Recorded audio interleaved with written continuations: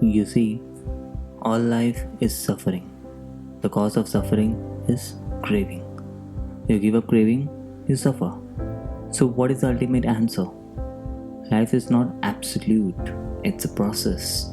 If you haven't heard about this, then let me tell you about the Eightfold Path of how to get beyond attachment and desire. It's a teaching of Buddhism. You should learn about this. You'll find many articles on Google about this. But what I'm going to talk is something different which might throw some light in your life. Many people believe and follow the idea that there is one person for everyone that they call as soulmate. Some believe it's determined by stars. Only those who are unaware believe and follow such concepts. That this is going to be disappointing to them when I say there's no such thing as soulmate. A soul doesn't need a mate to expand. It only needs conscious efforts and right efforts to do so. Soul is limitless and boundless. It's an absolute. Why would a boundless need a partner? Now, people say, why do we need a partner then? Well, it's a human arrangement and not a celestial one. Unfortunately, the world is such that there are many aspects to the body, mind, social norms that have to be addressed and bring to balance, which does not mean that you're weak and you need an external source. It is something which you can't experience unless you enter this plane. You have to be wise and honest about the limitations and conditions that it comes with. There can be family conditions, social conditions, partner conditions within which a relationship operates. The advantage of being realistic, or in other words, mature, you can then handle the situation without being too emotional about it. This will have less drama and unwanted thoughts coming to your mind. You will find a mature way to deal any situation and handle without hurting yourself and without hurting people around. So this way, there is no limitation in the living. But most people create limitations and relate to terms like soulmate or proclaim that their relationship is made in heaven.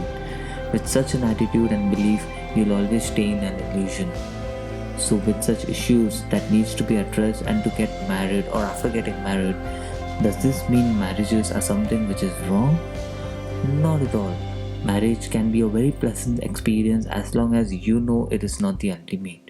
If you have too many romantic delusions and unrealistic expectations, then marriages are suddenly meant to fall apart. If you want to live peacefully and happy, then you have to understand that marriages are not made in heaven. It's a human arrangement and it has its boundaries. But it's not the ultimate, it is not absolute. It is true that certain karmic connections may draw people towards each other. This does not mean, however, that these will be ideal relationships. The success of these relationships will depend on the maturity and sensitivity with which we approach them. These relationships are here to make us understand that there are some lessons that needs to be learned. You may want to go back and make things right, but it's not meant to last till the end. How much ever care and love you shower, you won't be able to contain that. You will never.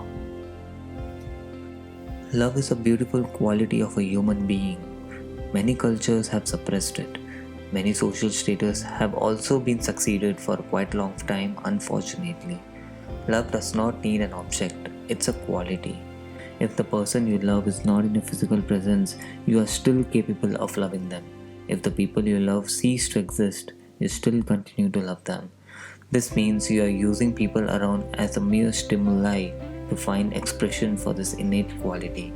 If you bring sufficient awareness to your discriminatory intellect, love is the only way you can be. Love is not about what you do, love is the way you are. In short, love is simply life longing for itself. This longing is essentially to become boundless. It is only when love becomes all-inclusive you explore this limitless and then become one. That's when you realize that soul doesn't need a mate. It's a whole in itself.